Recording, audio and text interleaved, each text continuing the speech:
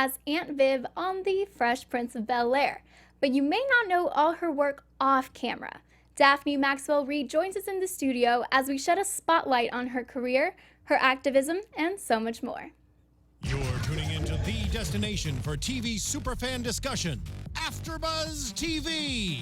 And now, let the buzz begin. This is the classiest way I've ever started a spotlight on. This is beautiful. It is. It just puts you in a center and brings your true emotions to the surface. And just listen to every different line of this fugue. It is absolutely breathtaking. I already feel peaceful listening to it. Oh yeah. Thank you so much for joining us. We had to start with this piece because this is your favorite song, this favorite piece of work. Of music. Say. Yes. Yes, and I like all genres of music, but when I need peace and I need to center myself, I fugue it out with Pachelbel. You fugue it out with Pachelbel. I love that. Hi everyone, welcome to Spotlight On, where we talk to amazing people and we shed a spotlight on them. I am your host, Amy Cassandra Martinez, and you can find me on all social media at Amy Cassandra MTZ. That is an abbreviation for Martinez. And I'm joined, like I said earlier, by the lovely Daphne Maxwell Reid. Hi. Thank you, Amy. It's wonderful being here. Of course. Before we fully get started, can you just tell all your fans out there where they can find you online? You can find me at DaphneMaxwellReid.com. And Daphne is D-A-P-H-N-E. Don't put any more letters in there. Just Daphne, D-A-P-H-N-E, Maxwell, like the coffee. And Reid is R-E-I-D.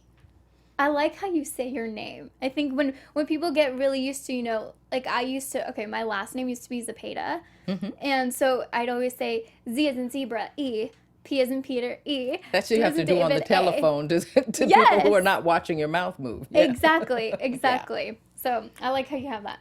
Okay, we're gonna get down into all the details about your life. Whatever you like, dear. Oh, I love that. Thank you so much. My life is an open book. Okay, let's start with your life, your childhood. Alrighty. Okay, what was your childhood like? I grew up in Manhattan, in New York City, in the projects, as they call them now. It's public housing. My father was in the Army, and a lot of the veterans came back, and they had special housing that was available to the veterans at a good cost. And that's where he settled our family. So I grew up in Midtown Manhattan and watched them build Lincoln Center across the street. Oh my gosh. So I have had the most culturally enriched childhood that anybody could have. But supposedly we were poor, but I didn't know it because we always had really nice clothes and my mother used to make them and we had food on the table and we were happy. So I didn't know we didn't have a lot of money. It didn't make any difference to us. Right. But we had a great community, and I loved growing up in New York because I was exposed to so much culture and people from around the world, and I just really loved growing up there. It's like a little melting pot. It was. Yeah. So what is it like to see New York now? It is chaos to see New York now. When I was there, I mean, you walk over to Central Park and you didn't get hit by 17 buses and, and all the things, the traffic's going. Yeah. There's a lot of people there now, and the buildings are all very much more congested than they used to be when I was growing up there. Yeah, I mean, last time I went, I wasn't born there, didn't grow up there. But you can see, every single time you go, it's drastically different. It's crazier. And it's always under construction. Everything, always evolving. The roads, yes, as we all are. Right? We better be. Oh, well, hopefully, I know. How do you think your childhood really influenced your career? I think my mother and my father being, they were strict disciplinarians, and they were right and wrong, and you walked the line, and you were encouraged and expected to get a good education, and you were expected to have some sort of community involvement. My mother was an activist, so she was always doing something in the community to help somebody. So I grew up with that, and we grew up in a church that was very involved in things, and I took the church bus down to the March on Washington when King spoke. It was a community, and everybody looked out for everybody else's children. It was just a wonderful way to grow up. So growing up like that, I had confidence. I had a lot of self-confidence, and I knew that I could do anything I wanted to do. So, of course, that helped me in my career because I wasn't afraid to try something new. I like that. Like, you exude such confidence and, like, something, that little oomph, the little oomph that I think we can all take away from just being here. I mean, you saw me before.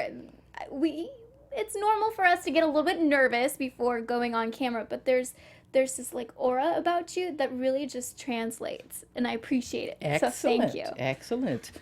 Oh, thank you. And to everyone watching, listening, it's headed to you. That's right. That's the volume. Peace. I sign all my emails, peace. Peace. I love that. So, were you the kind of kid that would put on shows for her family, or really exhibit that whole "hi, I'm going to be on camera someday" kind of vibe? No. Oh, no? I never thought of being an actress. Okay. No, I was going to be a teacher. And I was a curious child, so I was always doing things. My family are hand artists, I call them. They sewed, they embroidered, they knitted. We did things with our hands. We cooked. We did lots of things that are skills, but they translate into a very creative kind of endeavor. So I thought I was going to be creative, but I was going to be a teacher. So I sang in a chorus for the New York City junior high school all-city chorus, and we sang in Carnegie Hall, and we sang in Lincoln Center when it finally opened up. But I never thought about going into show business. There were not a lot of examples of black women making a living being in show business, so I didn't kind of look down that path. How crazy. But I was always going to be a leader in something because I just have that kind of pushy personality. Pushy. I would say resilient. Oh, definitely resilient. Yeah. We were always taught to get up if you fall down. Of course, get back on the horse. There you go. And when there are no horses, walk. Oh, just get up. Get up, keep going. Keep going. Now, it's interesting because you wanted to be a teacher, and you went to a high school that had the word science in it. You betcha. What? It was a specialized high school. In New York, you can take tests for specialized high schools, and there were about 5 of them. And one of them was the Bronx High School of Science, and it was one of the top high schools in the country. It was just a school. And so I took the test for that and any other school, and I got into Bronx Science. And when I got there, I'm a curious kid. I like learning, so I did well, and I became president of the senior class, and I did a lot of firsts because it just happened to be the time that things were changing. And I did a lot of firsts. And when I graduated from there, I went to Northwestern University, where I was one of a very few black students who entered the university that year. The year I went in, 66 black students were on campus out of 6,000 students. So it was different. Yes. It was kind of an abrupt introduction to racism, which I hadn't encountered in New York. I had heard about it. I'd watched it on TV, but it had never happened to me until I walked on the campus of Northwestern. And crazy enough, you did something very, very monumental that during your time that you were in Northwestern. I did lots of monumental things. Yes, girl. But one of them, which you just got honored for recently, was the sit-in that occurred, very important, guys, May 3rd, 1968. Yes. Can you please tell us more about that? I was part of a group, which was all the black students, which is about 120 of us. There may have been 10 or 12 that didn't do the sit-in. But we were told we have not gotten a response from the university for the things that we have been asking for over time, like a place to go to feel comfortable together. When you went to Northwestern and went into the dorm, you could not choose who your roommate was going to be. So when I went to my dorm room when I first got there, there was a girl standing there, and I said, "This is my room," and she said, "Well, I'm not staying here with no niggas." Oh my gosh. So I asked her where they were, and I said I'd like a different room. We didn't have the opportunity to choose. She could choose to move, but I couldn't choose to move. So we needed to straighten that out because that happened to a lot of the girls who went on campus. And then there were no African American studies. There were very few African American professors. So we were asking for those things, and the university was not responding. So our leadership, there were a group of graduate students and upperclassmen who said, we are going to do something because they're not listening. And I had no idea what we were going to do. Most of the people didn't know what we were going to do. We were just told to be at a certain place at a certain time and follow instructions. And it turned out that they decided to do it that way so that nobody would tell that there was something going on.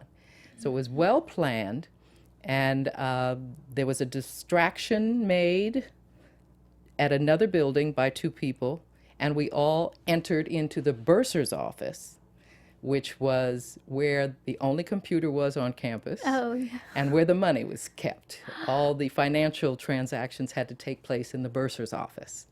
And we filed into the bursar's office and chained the door shut.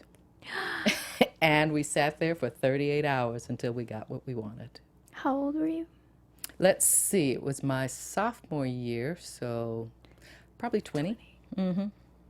But and I must imagine it must be very interesting for you now to see this young generation, try to do kind of the same things when it comes to serious issues like gun violence in schools and everywhere. Speak up. Yes. Speak up. It is so heartening to see that you young folk are taking the reins that you should have, because you have to change things.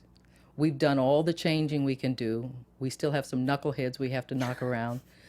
But you guys have to know that it is what you do that will make the difference. Not what we've done. It's what's next. It's you guys who have to take the leadership roles and to make the changes that you know are fair and equitable.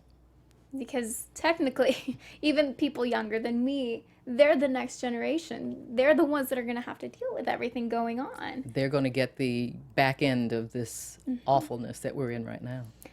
But moving on to something a little bit lighter that Fun! that you also did in, at Northwestern. You were the first African American homecoming queen. Right. At Northwestern University. That was bizarre. I didn't even know what a homecoming queen was supposed to do. My lovely roommates put me up to it, and I didn't even get to vote because I was working that day in Chicago. Oh my gosh. So I had no idea what I was supposed to do. And it came out that I got elected. But the president didn't want to acknowledge much of it. And he just held a little crown over my head and said, I have to hold this here while they take pictures. And he turned around and walked away. So I'm standing there, crowned queen. I said, okay, what's next? And somebody escorted me down to a reception at another building where we were supposed to walk across the stage and be introduced as the queen in her court. And the four lovely ladies who were in my court, one of them was crying, so the other three were consoling her that she hadn't won. Wow, okay. And totally ignoring me, which was fine. Gosh. I said, guys, I really want to go see my boyfriend in Pittsburgh this weekend. I don't really want, you want the crown? I'll give it to you. I mean, I got a weekend planned, and it's not around homecoming. Yeah. And they introduced the court one by one, and we were backstage. And every time a girl got out there and was introduced, you'd hear the audience go, yeah!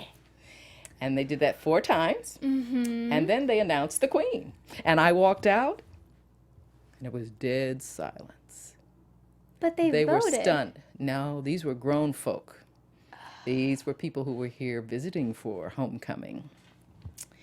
and they were not happy. So I scooped up my gown and I went back to the dorm. And that was being homecoming queen. The next day was the game, and my community of the black students all gathered around and we all sat together, and I had a wonderful day because my community was supporting me, no matter how the rest of the folk felt. So I was put in a lot of papers, and in Jet magazine, I was on the cover of Jet magazine, so I know that it happened. But at the end of the year, when the yearbook came out, my name wasn't in it. Just a small picture before the table of contents. Seriously. And I asked, I'm not one to hold my tongue. So I went and asked the yearbook editor why there was not a 3-page spread, as had been the custom for the past 40 years. She said, oh, it wasn't important this year. I said, thank you very much. And I said, this school is not important anymore. And I got out of that school and wrote a letter. I graduated. Oh my gosh. And I wrote a letter and I said, don't ever ask me for anything. So 40 years later, the Black Alumni Association wanted to honor me for, I'm sure, being on Fresh Prince and knowing that I had gone to Northwestern. And I got to Chicago and they gave me this wonderful Hall of Fame award, which I was very proud of. And they said, so tell us about your time at Northwestern. And I did. No. And they said, we had no idea. I said, how would you know? They didn't write it down. Well, yeah. And they got on the phone and called the new president and said, she needs an apology. And he gave me an apology and invited me to crown the queen the next year. And I said, I'm still not giving you anything. Yeah. I mean, So, that just... but I had a wonderful education. Well, yes. You... I found a husband. I graduated did. pregnant, as most women were wont to do back then. You got your MRS. Yes, I got my MRS That's- with yeah. my BA. Yes, Your yes. PA. Yes. So, okay. You go from, Northwestern. How do you get from there to Glamour magazine, to Fresh Prince, to all of that? What was the whole in That's a between? journey. Yes. I started modeling when I was about a sophomore. Yeah, I was introduced to a woman from 17 magazine by my junior high school English teacher. Oh my gosh. And he said, oh, talk to her. She's, and she said, oh, well, let's do a story on you being a real girl. We have a real girl issue in January, and we feature girls who have achieved something. I had won a National Merit Scholarship to go to Northwestern. Oh. So they said, we're going to feature you on that. So I did my little trip to New York and took a picture for 17 magazine, and I had a nice full page in 17, and Eileen Ford saw the picture and asked someone to find me and invited me to register with her agency. So while I was in school in Chicago, I was working in New York, going back and forth. Now, you could fly to New York and back from Chicago on a student fare on United Airlines for $25. What? That is crazy. That's the way it was back then. So I was flying back and forth modeling. And I had a mentor in New York named Amy Green, and she would always call me and say, I got an editorial for you to do. And I was doing hair stuff and junior modeling and editorial modeling. I'm not the high fashion girl. I didn't walk the runway or anything like that. And I couldn't do high fashion makeup or anything because I have freckles. And they said freckles are, what they call them, blemishes. I said, okay. That's Freckles fine. are so cool. So I did junior modeling, which was fine with me. It sure was less stress than trying to be skinny and And walk in the really high heels. yeah, no, down didn't have to do that. So I did editorials, and then one day she said, oh, come to New York. I got a shoot for you. And I got there, and she said, just put on this red jacket, just some lip gloss and some mascara, and sit on the window there. And this guy came out and took pictures maybe it might have taken all of 8 minutes. And he took pictures of me sitting on the window in this little red jacket, and I went on back to school. And I was walking down the street and past a newsstand, and in October of that year, there's my face on the cover of Glamour, and I was the first African-American woman on the cover of Glamour. Not the first black woman, because a lady from Canada had been on the year before me, but I was the first African-American on the cover of Glamour. See, now to be able to say those things, you know, with Northwestern and now Glamour, looking back now, how do you feel about those achievements? I mean, probably at the time that it was happening, you were like, well, okay, it just happened. It just happened. Yeah. But how about now? It just happened. It just happened. It was part of my journey. And at this point in my life, I try to encourage people to pay attention to all the details of their journey because they're very rich. Even the hard times, the hard times give you information on how to deal with something. They're to strengthen you. They're not to tear you down. So learn your lesson from the hard times, get up and move on. Get back on the horse, and if there is no horse, then you walk. Just get up. And you walk. Just get up. So I loved all the things that have made me the person that I am. I regret nothing I've ever done, even the failures that I've had. Well, and I think that's something that sometimes people, you know, they say, oh, if only I could go back and change some things. But then you wouldn't be who you are. You wouldn't be. No, your journey would be totally different if you changed one small thing. They should do a television show about that. You know, well, and I was thinking that kind of sort of reminds me a little bit about Back to the Future. Kind of, yeah. But if You you know? just change one little thing, you have no idea the path that it would put you on. And now we're gonna get into TV world. Okay. This is something that I know you guys have been waiting to hear, but we're gonna make our way there. But first, let's start off with Frank's Place. Ooh, my favorite. And why is it your favorite? Because it was a groundbreaking show that my husband created. He and Hugh Wilson, his partner from WKRP in Cincinnati.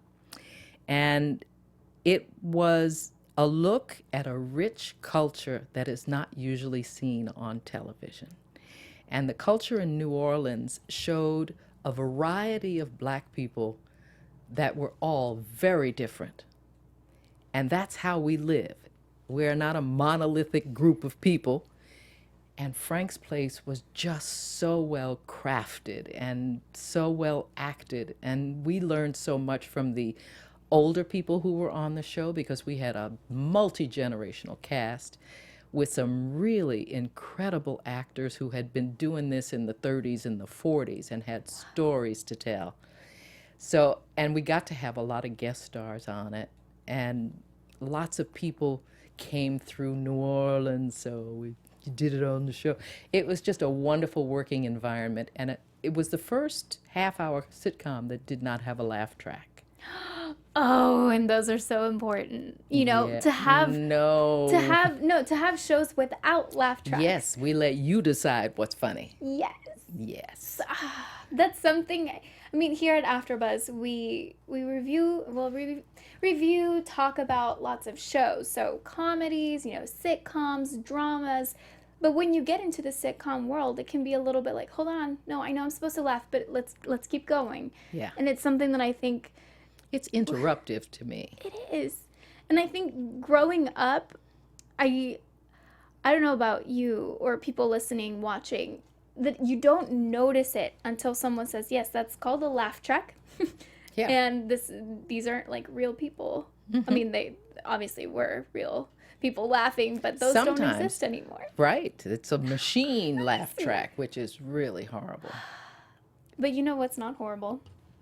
Fresh Prince of Bel-Air. Hey. Hey. In West Philadelphia. Yes. Yes, I was going to ask if you know. Oh, yeah. Okay. Do you want to do some of it together? Go right ahead.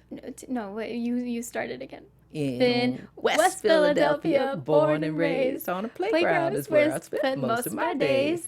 Chilling out, maxing, relaxing, all cool, and out shooting some b-ball outside of the pool. I just want to listen to you. Keep going, keep going. A Keep going. couple of guys who were up no good started making trouble in my neighborhood. I got in one little fight, and my mom got scared and said, "You're moving with your auntie and your uncle That's you. Oh yeah, my come gosh. see me." Okay, let's start with that. Let's start with that. I did not audition for The Fresh Prince when it first was going to start. I had done 3 series back to back, and I was pooped. And my husband and I decided to move to Virginia. Okay, yes. And before we left, they said, "Oh, we want you to audition for this show, this half-hour show with this rap artist." And I'm going, "No, A rap artist, no. no, thank you very much." What is it? Fresh Prince? No. So I went on off to Virginia and started my life on the farm that we had bought. And I turned on the TV in September, and I see this cute little show, The Fresh Prince of Bel-Air. I said, "Uh-oh." Oh, no. I think I missed something. It was so cute. It was. So 3 years later, I'm still at the farm. They called and said, "We are casting for the part of the mother on Fresh Prince." I said, "I'll be there." And I got on a plane and I got here. And it took 2 weeks of auditioning. I mean, they must have seen 200 people. And on my second audition, I got to work with James Avery. And I fell in love with him. Oh, I loved that man. And we hit it off. So I think that rapport was what sealed the deal on The Fresh Prince. What about James Avery just really clicked with you two? He was the warm teddy bear that you want to crawl up with and just have a conversation. He was so bright and so interesting and so focused on what he was doing and wanting you to do your best. And he's such a fabulous trained actor. I felt like I could learn from him, and he was just a wonder to work with. And now working with that whole cast day to day to day, how did you see the evolution of everyone? I mean, you know, you start day one for you. How did that all work out? When I got there, I was welcomed by that whole cast so warmly. They knew of my other work, and they had been following me there, and they were proud to have me there, which was really lovely. And Will greeted me with 6 dozen roses or something in my room. I mean, it was just a warm hug when I got there. And I was nervous because of all the television shows I had done, even WKRP in Cincinnati, I had never worked before a live audience. The shows that I had done when I did KRP were all film shot. And it was odd for them to do that, but those were the 2 episodes that I did. And I said, "I'm really nervous." And they said, "Just relax." And as soon as we started and I got before the audience, I relaxed. And they made me feel so comfortable. It was just a wonderful working environment. And we would sit around during rehearsal sometimes when we had a break, and we'd all talk about philosophical things. James and I were almost kind of helping to raise these kids, although their parents were there too. But we would talk about integrity, and we would talk about business and enlighten them about philosophy or some book that they should read.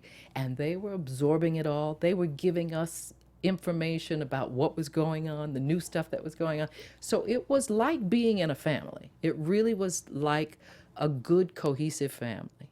Sometimes we'd eat lunch together, sometimes they'd all scatter. But it was a wonderful working environment.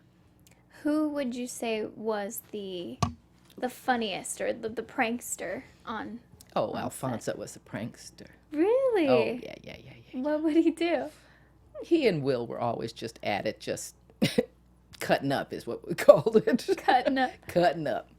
But they were funny, and they were just so delightful. I've had the privilege to talk to Alfonso in person, and it's so weird because, you know, when you're in the show, you don't think, oh, well, the Carlton. Yeah. It's gonna be a big thing. That was a bad. But let me. No, can you did do it? I can't do it. No. No. It's something that it becomes so ingrained in our minds. That's right. That And people he's don't think about it. identified Yes. with that move. Exactly. And I think he embraces that. Yes.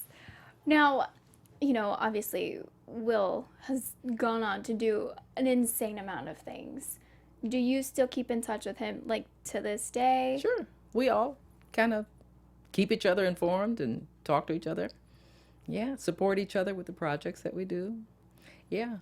And I'm so proud of him. I knew that he was going to do well because he's smart.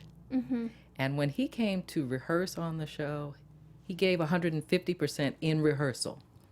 He gave 180% when he was doing the show. He has an amazing work ethic, and he is as kind and warm. And he's just a wonderful young man, and I'm really proud of him. He's well raised. I keep thanking his mom and dad for that.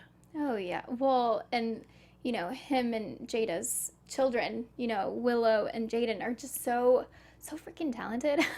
Like, it's insane.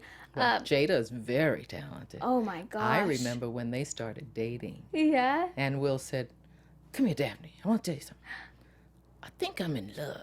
I said, "Well, who is it?" And he told me. I said, "Oh, good." He said, "Why?" I said, "Because she is a strong woman, and you need a strong woman."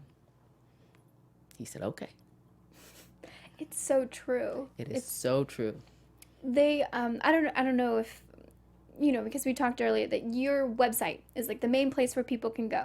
So on Instagram, Will actually just joined not too long ago. He does movies on Instagram. I want to know how to do that. I can help you out. Please. Yes. Somebody was trying to help me today, too. She was showing me how you can edit, you can make a story or whatever. Yes. I have to go start pushing all those buttons. Okay, I'll hook you up. Don't worry. Thank you. You're welcome. Help an old lady here. No, you're not an old lady. What are you talking about? But it's so nice because his videos are so inspirational, and it feels like, working on the set of The Fresh Prince of Bel-Air and being around such positive people, talking about all those philosophical things. I feel like that was just ingrained in him.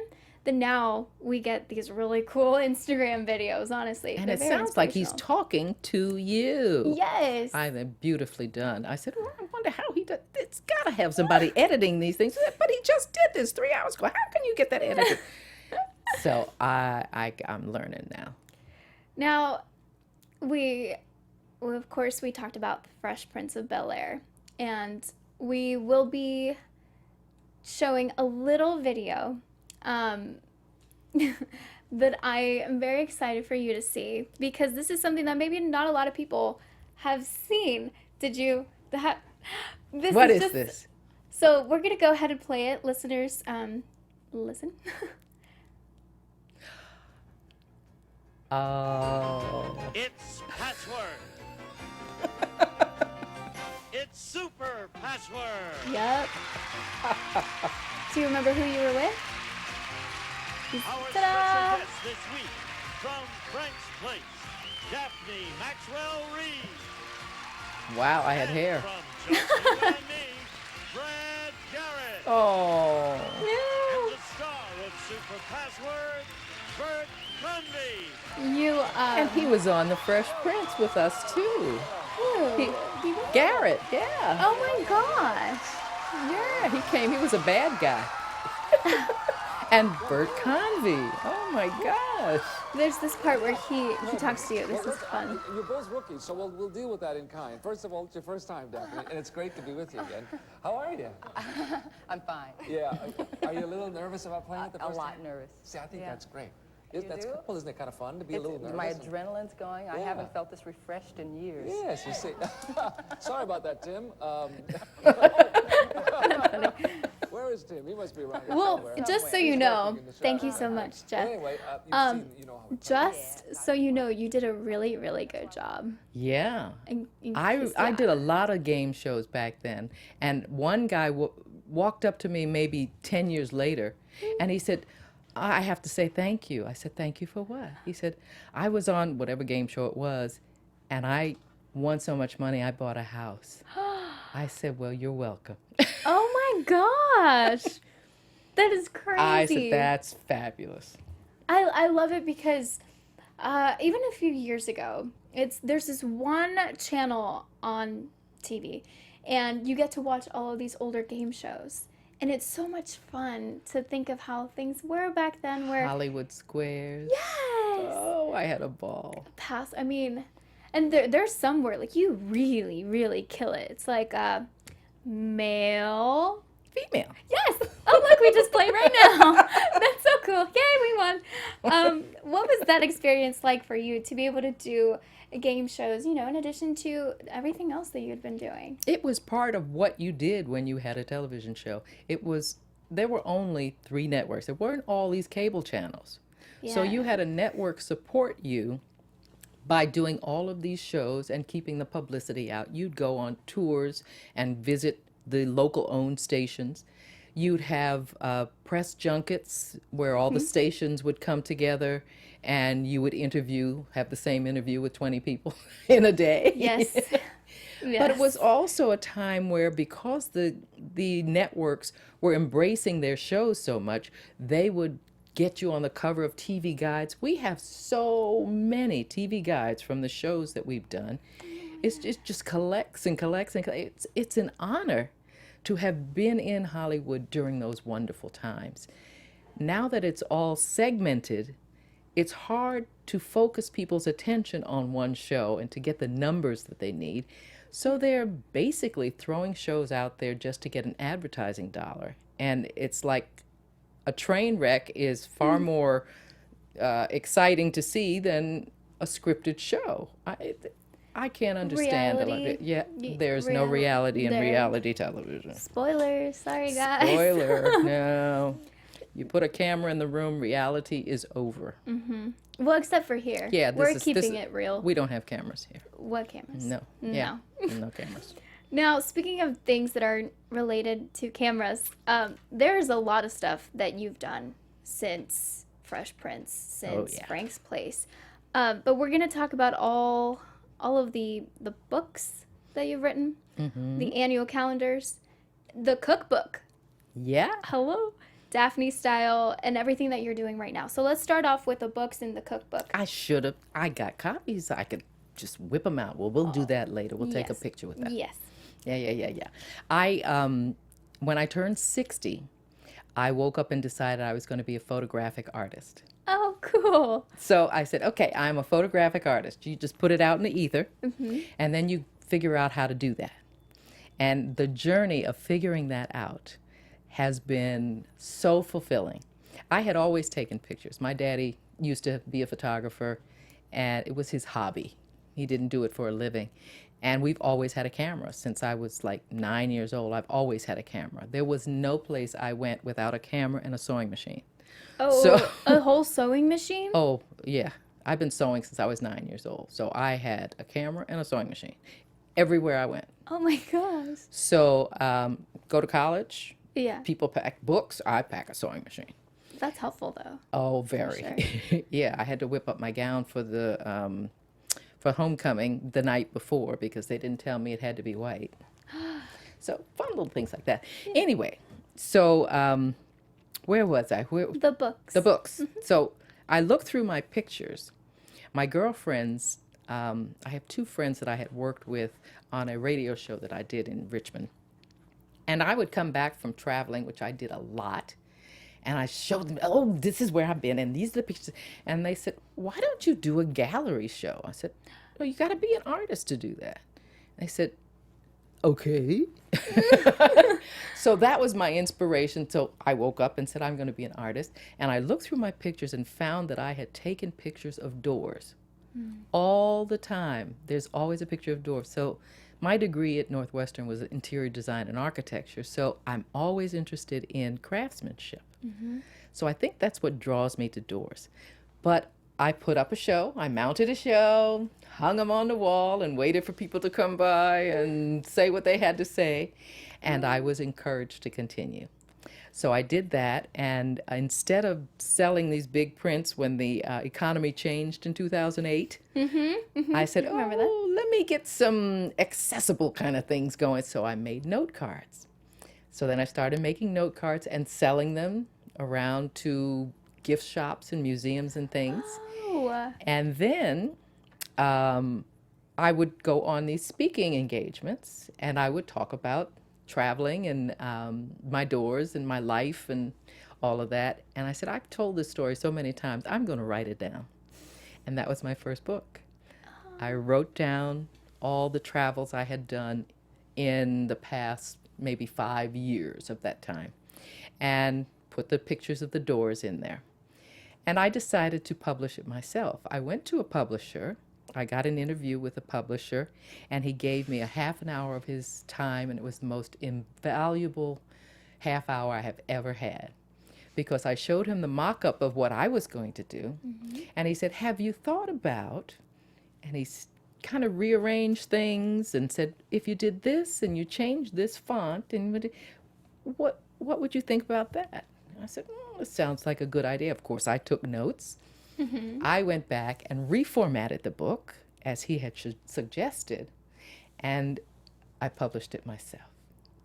Oh my God. And that was the start of a wonderful, wonderful journey. And now I have 4 books of the travels that I've done. The first one is Doors, and it's from all over Europe and Morocco. And then the second book is called Opening Closed Doors, Cuba, 2015. And I did a whole west end of Cuba, did photographic doors from about 8 different cities all over Cuba. And that was a great trip. I got to stay in people's homes. They have B&Bs there. Oh yeah, And, nice. we had a wonderful time. And then the third book was Belgium. I did 2 cities in Belgium. And then the fourth book was on France. And I did 3 cities in France, Auvillard, Toulouse, and Paris. And they're all books of doors. So when I go to a speaking engagement, like to high schools or colleges or things, I try to encourage people to look at the details in their life, because that's the richness of your life. Don't just fly through something to get to an end point. Notice everything along the way, because it really enriches your life. And don't be afraid to dream. And I show them the hand craftsmanship of the doors and the colors and the textures and what it inspires, and have decided that doors are a metaphor for life. So everybody has to go through doors. Their opportunity, their adventure, curiosity. It's just a wonderful metaphor. So I just keep doing that. I'm wondering if, when looking at all the doors and traveling, is that how you got inspired to do the cookbook? Because I love how much you stop and smell the roses. Yeah. And you just take it all in. You know, like you say, we all just kind of blaze through everything. But at what point were you thinking, yes, now it's cookbook time. Let's do some flavor. It took me 36 years to write that cookbook. Really? I have been gathering these recipes, and my husband and I would give Christmas gifts of some recipes of friends of ours, and we'd do a little thing at Kinko's and bind it with a spiral Yes. and give them out at Christmas gifts. And they just kept collecting, and I had them formatted on my computer, and they just kept collecting and kept. I could not figure out what my theme was going to be for the cookbook, because I'm not a chef. I'm not technically acute. I like to cook. And a lot of people like to cook, but they don't because they're afraid to start. I said, well, maybe if I do a theme of a memoir and share some of the memories of me and food and my parents and my friends. So the book is formatted so the memories are up in the front, and pictures of me growing up in New York as a little girl, and my photographic career as it started, and my family. And then it goes into how to set up a kitchen, what to buy in utensils, and how to set a table, things to have in your pantry, things to have in your refrigerator so that you can make a meal anytime with what you already have at home. And then it tells you all the terms that you are going to run across in cooking and explains what it is. So on each page of a recipe, at the top of the page, you have the story of where the recipe is from, who I met, why this recipe is dear to me. And then at the bottom of the page, it has the utensils that you'll need. So you can gather everything before you get started, and then you have the recipe. And there are little hints in the middle and jokes in the middle of the recipe. And the one that I guess has the biggest joke is my husband doesn't cook a lot, but he has some things that he really likes to cook. And he likes to be called the king. Oh, okay. So it's called King Tim's King Crab Legs. Ah, and that's it funny. tells you how to do this, but you have to drink beer as you do it. So you put some beer in the pot and then you drink some of the beer. Oh. And the whole recipe goes along like that. So it was a fun cookbook to do. And It sounds like fun, especially the King Tim's Tim's King Crab Legs. Like, try saying that 5 times really fast. I love it because it feels like a oh, and there we have a picture of you too. I love it. And guys, if I didn't say this earlier, but we all know Tim Reid as Depending on your generation. Oh, that's true. Yeah. That is true. Your mother Sister, knows sister? him. Oh, that's for your generation. Yeah. But your mom knew him from WKRP in Cincinnati. True. Your dad knew him from Simon and Simon. And I mean, mean, he's you been on guys. TV for 45 years. Both. And now he's on Greenleaf, so you can watch that and watch him make trouble on Greenleaf. He's having a ball. Well, and now, yes. So now jumping to the world we live in now. What do you think of media, which is a broad question, but what do you think about film and how it's changed, especially since Black Panther, and even a little bit before then, and then as well as TV, how we don't use as many laugh tracks. They're still there. Yeah. They're still there. But how do you think it's all changed, and how do you feel about the future of it? I think it has always been cyclical. And there have been times in the 70s and 80s where there were a lot of black people on TV, and then there was not. And then there's a lot of black people in movies, and then there's not. It's cyclical. It just goes around, and it depends on who is in the green lighting position, which is the most powerful position that you can be in. As an actor, you have to be chosen. As a director, you have to be chosen. As a producer, you might get a deal with someone if you can talk your way into someone who greenlights something. The power is in the greenlighting. And when you don't have the interest there, you don't have the results in film. That's so interesting. And I think that sometimes people just, it feels like you say, it's cyclical. So sometimes people will want to be talking about something. It's like, look, guys, we're changing things up. And then 2 minutes later, yeah, no, we're done with that. We're done with that. Yep. Yes. Next. Exactly. So I think that's why it's important for, in all kinds of areas of life right now, in media, in the whole Me Too movement, and gun violence. Don't let it go. Don't let it go. And there's so many ways of getting your message out now.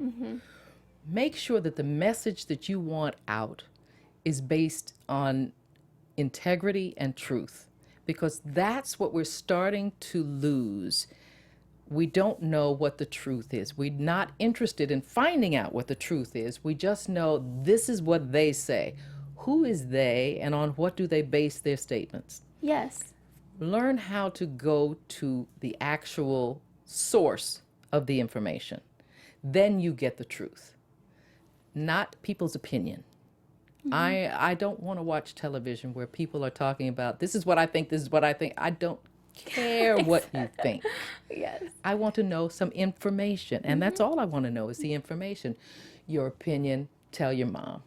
I don't want to know. Save it for your mama. Yeah. What is it? Save the drama for your mama. Yes. There is a model of questions after James Lipton from inside the actor studio. Oh. Yes. Green. I took a few. Okay, which And ones? so I'm going to ask them and just Okay. answer them as truthfully as you'd like. Yes, ma'am. What is your favorite word? Peace. What is your least favorite word?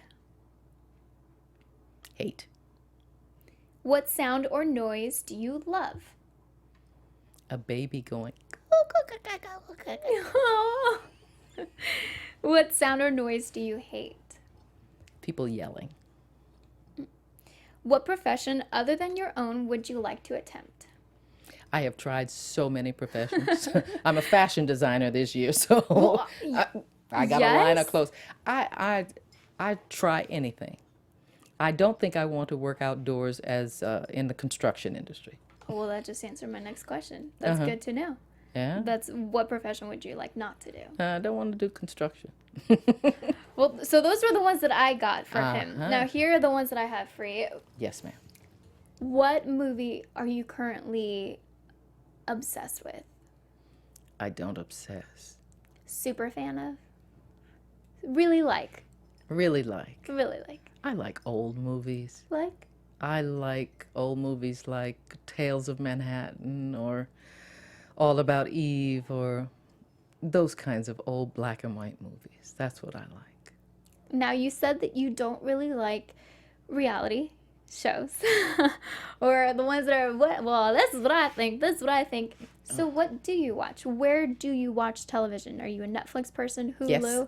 Okay. What are you watching? Netflix, and I have cable, so I watch HBO and Showtime, and I love things like Trevor Noah and Handmaid's Tale and Game of Thrones and Scandal was wonderful. Oh yeah.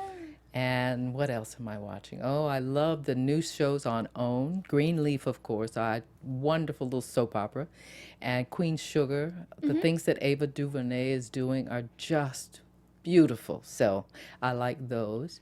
That's about my whole range. And I like all the cooking shows and the HGTV shows. Yes. And the DIY shows. DIY. So the cooking one's like Nailed It on Netflix? Or Chopped. Chopped. Yes. Chopped. Would you ever want to be a judge on Chopped? A judge, yes, but not a contestant. That's too much pressure. Have you seen Chopped Jr.? Yeah. I'm like, those kids are insane. Grown folks don't know what they know. Exactly. They start saying words and it's just going over my head. Okay, good for you. That's awesome. They must have started when they were 3. Or in the womb. Yeah, they're amazing. Yeah. What about music that you're listening to? Or I have favorites that I listen to over and over again, like Phantom of the Opera or Jesus Christ Superstar. well, did you watch? I did. Yeah. Oh, I was thrilled. Yeah. I was thrilled. It was beautifully done. It was staged beautifully. But I like the original cast album. Yeah. There's something about the originals. Yeah. But I also like Bob Marley. I like Rihanna. I like Do you like Donald Glover? Bruno Mars. Oh yeah. And I like jazz. Jazz. Glasper and who else am I listening to jazz-wise? I go on a jazz cruise every year, and the musicians on Blue Note are just amazing. So I just love all their stuff. A jazz cruise on a ship. On a boat. Yep. What? That exists? That's awesome. Oh yeah. That is so cool. Do you like Donald Glover? I think so. Childish Gambino? Don't know This that is one. America. Sam Smith, I like. Sam Smith. All right. I like love songs. Yeah. Now, what is something you would like to share with everyone that you think doesn't get talked about enough? Oh boy, you hit me really good there. Let's see what doesn't get talked to. The need for honesty and truth is more blatantly needed now than ever before, and I hope we finally get around to it and stop sticking it in a closet or running over it with a truck. Yes. Speaking of the truth, I think fans want to know as well. Yes. would you ever be game to do a reboot or a reimagination of The Fresh Prince of Bel-Air? No, because it was a moment in time that was magic, and it was captured in a capsule, and it lives in that capsule. And to recreate something without James, or to take where would we go with this? It was of its time. It needs to be of its time. It doesn't need to be rebooted. Completely agree. Speaking of time, last question for you.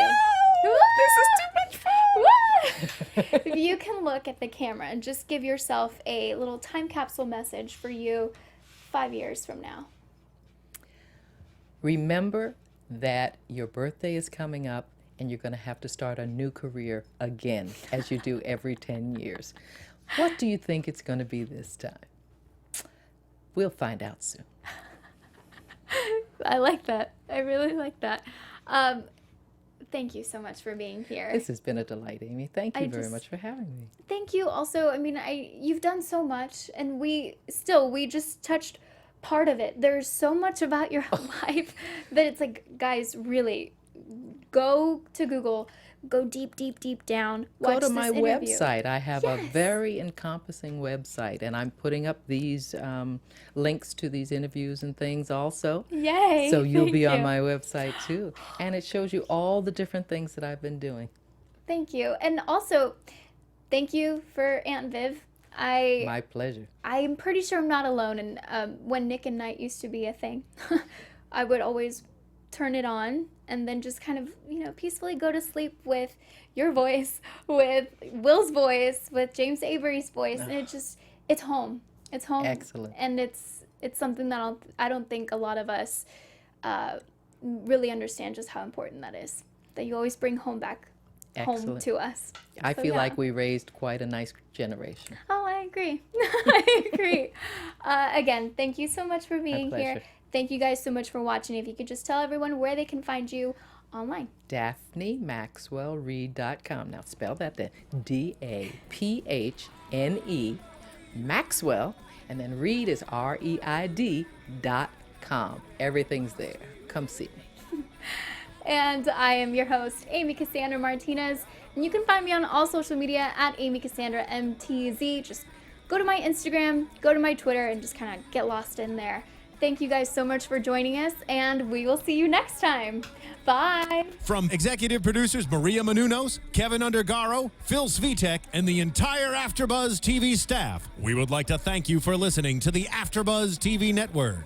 To watch or listen to other after shows and post comments or questions, be sure to visit AfterBuzzTV.com. I'm Sir Richard Wentworth, and this has been a presentation of AfterBuzz TV. Buzz. See you later. The views expressed herein are those of the hosts only and do not necessarily reflect the views of AfterBuzz TV or its owners or principals.